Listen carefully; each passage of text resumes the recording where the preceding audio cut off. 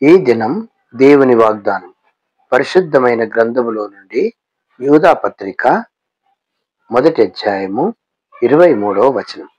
అగ్నిలో నుండి లాగినట్లు కొందరిని రక్షించుడి, శరీర సంబంధమైన వారి అపవిత్ర ప్రవర్తనకు ఏమాత్రము నొచ్చుకొనక దాన్ని అసహించుకొనుచు భయముతో కొందరిని కరుణించుడి.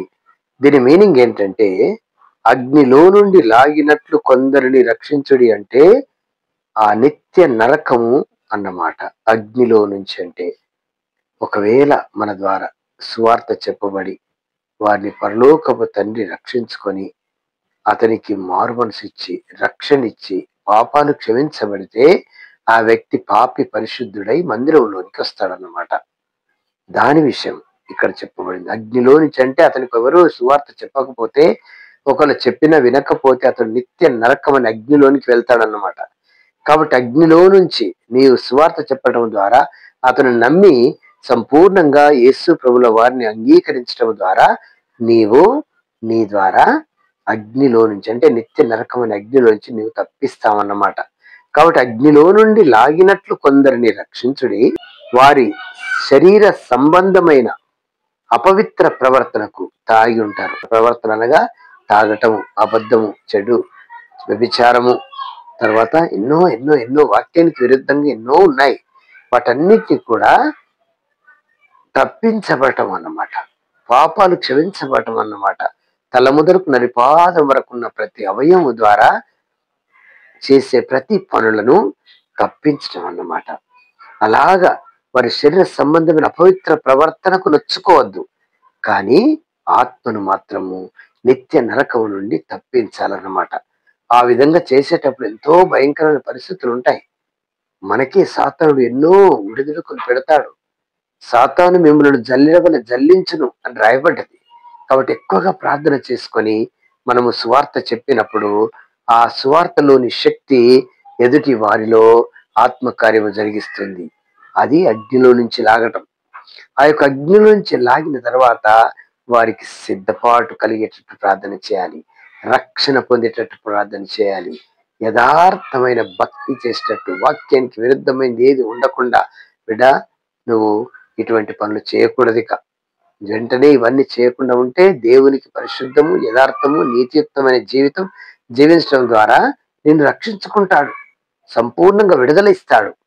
తర్వాత నీ జీవితమే మారిపోతుంది. కాబట్టి ఆ విధంగా చెప్పినప్పుడు నేను నిజంగా అట్లా మారతానా అనేటువంటి క్వశ్చన్ వాళ్ళు వేసుకున్నప్పుడు అగ్నిలోంచి లాగినట్లు అన్నమాట.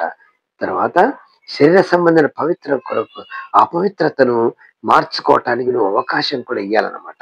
తాగటమే కావచ్చు, సిగరెట్ కావచ్చు, ఇంకా ఏవైనా చెడు సహవాసం ఏదైనా సరే ఆ భ్రష్టత్వం నుండి పాపి రక్షించబడాలని నీవు అతనికి సువార్త చెప్పావు. కాబట్టి కొందరిని శరీర సంబంధమైన అపవిత్ర ప్రవర్తన శరీరానికి అంటింది, ఆత్మకు అంటదు. కాబట్టి వాళ్ళు ఏదైతే తాగుతున్నారో తాగటం ద్వారా వారి యొక్క లివర్ పాడైతుంది. సిగరెట్ తాగడం ద్వారా వారి లంగ్స్ పాడైతాయి. ఆ విధంగా అబద్ధాలు చెప్పడం ద్వారా అందులో కంటిన్యూ అవుతూ ఉంటారు. కాబట్టి ఇటువంటి వాటిని శరీర సంబంధమైన వాటివన్నీ కూడా శరీర సంబంధమైన అన్ని కూడా వాళ్ళు తప్పించుకొని ఏ మార్గం గుండా, దేవుని మార్గము గుండా పాటలో ఉండటం, ప్రార్థనలో ఉండటం, స్తుతి ఆరాధన చేయటం, నిత్యము టైం దొరికితే ఆ యొక్క బంగారు వాక్యాన్ని చదువుకోవటం, ఇటువంటి ఆశ అన్నమాట. కాబట్టి వారికి మనము ఈ గైడ్ చేయటం ద్వారా వారి నిత్య నరకము నుండి తప్పించి ఈ యొక్క సన్మార్గములో అనగా ఆశ్చర్యకరమైనటువంటి వెలుగులోనికి రావటము, వాళ్ళు రక్షించబడి వారు ఏమీ తెలియకున్నా కూడా ఆ విధంగా వాళ్ళ రక్షణ అనే కార్యం జరిగించిన తర్వాత వెంటనే వారు పరలోక వాసులుగా అవుతారు. నోటి ద్వారా, మాట ద్వారా, చూపు ద్వారా, ఆలోచన ద్వారా, ప్రతి దాని ద్వారా వాళ్ళు దేవుణ్ణి సంతోషపెట్టే జీవితం వస్తుందన్నమాట. కాబట్టి నువ్వు చేసిన ప్రయత్నము వేస్ట్ కాదు. అగ్నిలో నుంచి లాగినట్టు వారు నిత్య నరకమని అగ్నిలో నుంచి లాగటం ద్వారా దేవుడు సంతోషిస్తుంటాడు. వాళ్ళు భక్తిని తీసుకుంటే దేవదూతలు తొంగి చూసే అనుభవం, వీటన్నిటి నుంచి నువ్వు తప్పించావు. కాబట్టి దేవునికి నీ ద్వారా మహిమ కలుగుతుంది. దేవుడి వాక్యం దీవించును గాక. చిన్న ప్రార్థన చేసుకున్నాం. ప్రేమ నమ్మకమైన తండ్రి, చదవబడిన వాక్యములోని నిగూఢమైన మర్మములు పరిశుద్ధాత్మ దేవుడు మీరు అధ్యక్షత వహించినందుకు వందనాలు. యేసు రక్తములో కడిగినందుకు వందనాలు. వారికి మా చిన్న బిడ్డలు కూడా ఎంతో భయంకర పరిస్థితిలో ఉంటున్నారు. వారిని మీ చేతికి అప్పగించుకుంటూ యేసు నామములో ప్రార్థించి వేడుకొనుచున్నాము తండ్రి. ఆమేన్.